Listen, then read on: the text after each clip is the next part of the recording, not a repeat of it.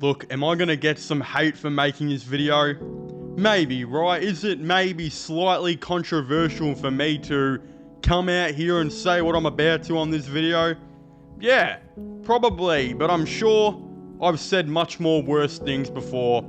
It just probably wasn't on camera, so we'll start getting that all out right now on camera. And look, what I'm going to be talking about today is something a little bit more negative to what I usually do, because a lot of the videos on the channel have been about the positivity and a lot of the underrated off seasons that I think certain teams have had that not many people are talking about. Like, I think some of the good things that West Coast have done, how I think, even North Melbourne will potentially rise in the ladder this year, amongst a bunch of other things. But again, in today's video, I'm going to be talking about something that I have put a lot of research into, a lot of thought, a lot of speaking to Bombers fans in general, I know, just to get their thoughts and opinions on this topic.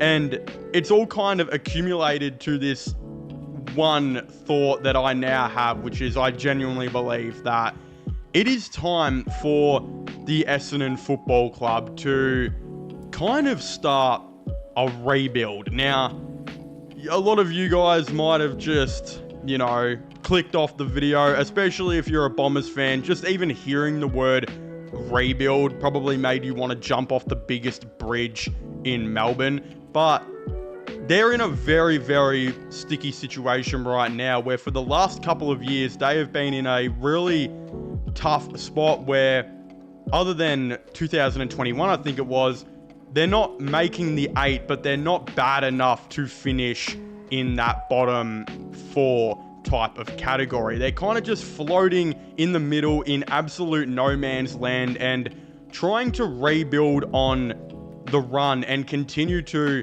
add to the core they have, whether that's through drafted players like Elijah Sardis and Ben Hobbs, or completely just going balls to the wall in free agency and bringing in Ben Mackay, Jade Gresham, Xavier Dersma, Todd Goldstein, etc. over the years, right?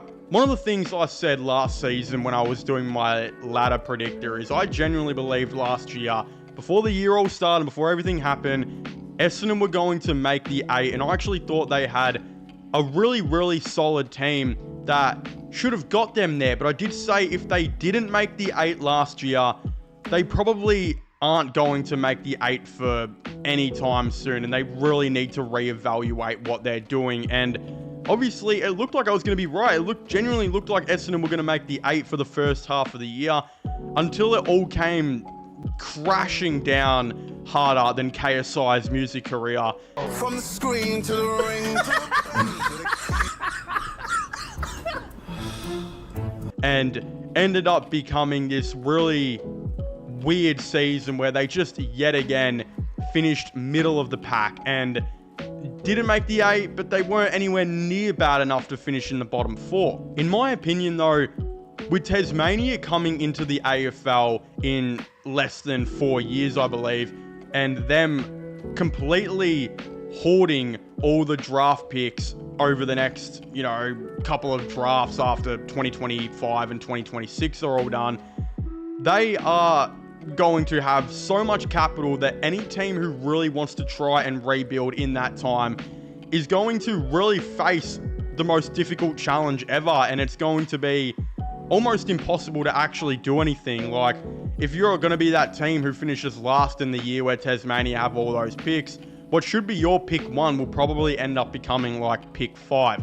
And I just really do fear that if Essendon don't rebuild now, they are going to rebuild in the worst possible time, and they're going to try and rebuild when Tasmania have all the picks, and then when Tasmania don't have all the picks after 2 or 3 years, we obviously know that the AFL is going to start trying to invest in a 20th team, meaning you've probably got another couple of years to try and get picks before the 20th team comes in and then holds all the picks for the next couple of years after that. In my opinion, Essendon just aren't going anywhere right now, and that was coming from someone who really, really liked their team. And I just, in my opinion, believe that Essendon kind of need to not only hit the rebuild button, but play a lot more of the younger players and just bite the bullet and realize that the players you have now, a lot of them aren't taking you anywhere, and those players who are really struggling to get a game, like an Elijah Sardis, who I think should be playing AFL, they need to play him more next year. And I really do think that that is possibly the narrative they are going with under Brad Scott right now. I genuinely think that they've probably told Brad Scott, look, your job is safe. We kind of know now this is out of your control. The team just does not have enough star power outside of Zach Merrett. You need to now play the younger guys. Don't worry about losing your job. Play the younger guys, develop them, and we'll start this little rebuild thing and hopefully get this out of the way before Tasmania come in. The positive thing is that Essendon are not completely starting from scratch in this rebuild like certain teams like North Melbourne have had to do over the last couple of years. You actually have like a lot of really good veteran players still on this Bombers team and a ton of really good young players they've gotten through the draft. So I think if Brad Scott were to just play and gave them some games, you would see a lot of really good footy come out of him. And I think one of those guys, as I just mentioned, is Elijah Sardis. I think he's ready to break out. And there were games last year in the VFL where I think he had like a 43 disposal in a goal game and still didn't play in the AFL the next week. And I just was so confused at stuff like that. And I just think that's the type of stuff that Essendon are going to have to cut out this season if they're going to want to move forward, is they need to get games into some of these younger players. Again, I haven't completely given up hope on Ben Hobbs. I still think he could turn out to be a decent player. And he was a top 10 pick at one stage who was highly regarded to be a very good talent that I think the Bombers might have to bite the bullet, even play him a little bit more, even if they don't think he's necessarily up to it. Again, I'm not that big of a fan of Nick Cox at all. I think he's pretty bad. I genuinely believe if you just chucked me in, I could almost play his role, and I'm a freaking overweight, 5'8", chubby fat kid who just makes YouTube videos. Look, I just don't think he's that good.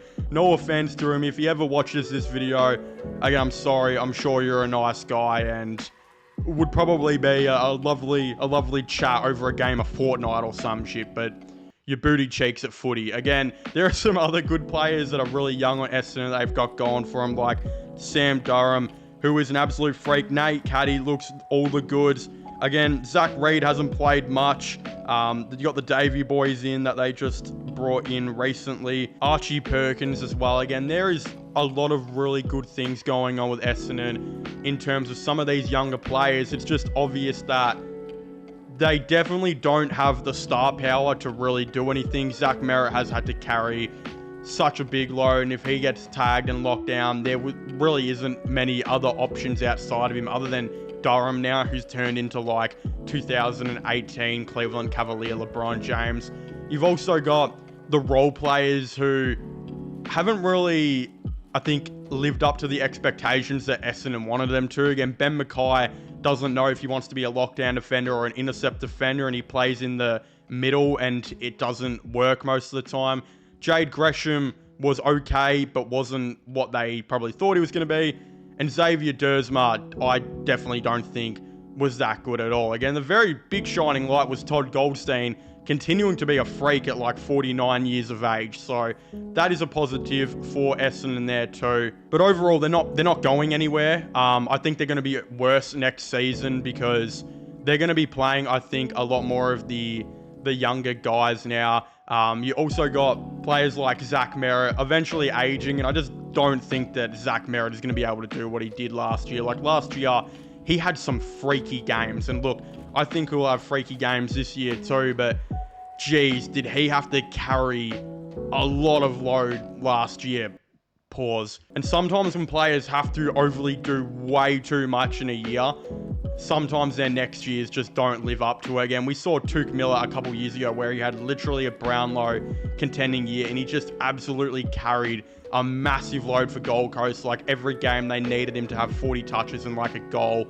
But then the next year after that, he suffered through a couple of injuries, wasn't even probably half as good, and I just really do worry something like that will happen to Zach Merrett, and touch wood, but he had to do a lot this year.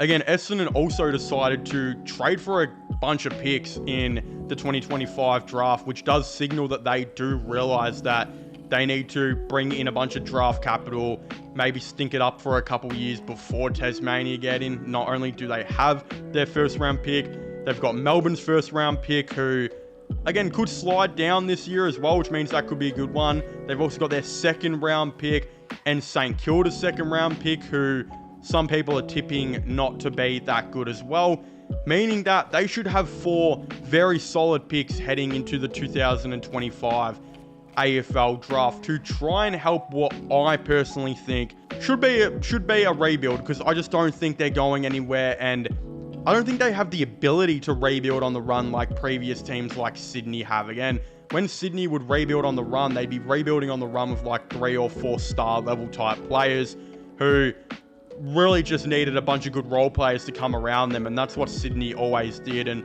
so did Geelong. They just always did that as well, and then if one of their star players would get older and retire, they just bring in a new one like Max Holmes to fill the role.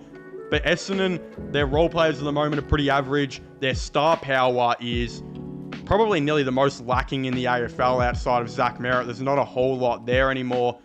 And I just think their young core is actually not that bad. They just really need to add to it and do it before Tasmania come in. So look, this might be a semi-controversial video by me, but it's just what I believe, and I'm happy to hear all of your thoughts and opinions down below if you guys think that Essendon don't need to rebuild, or you think they can contend for the A. Whatever it might be, I'd very much like to know. I just want you guys to know this comes from a nice place in my heart. But again, subscribe to my gaming channel and my IRL/following channel and my sports channel, which is this one, for the latest AFL content and news. And I guess I'll see you guys next time. Goodbye.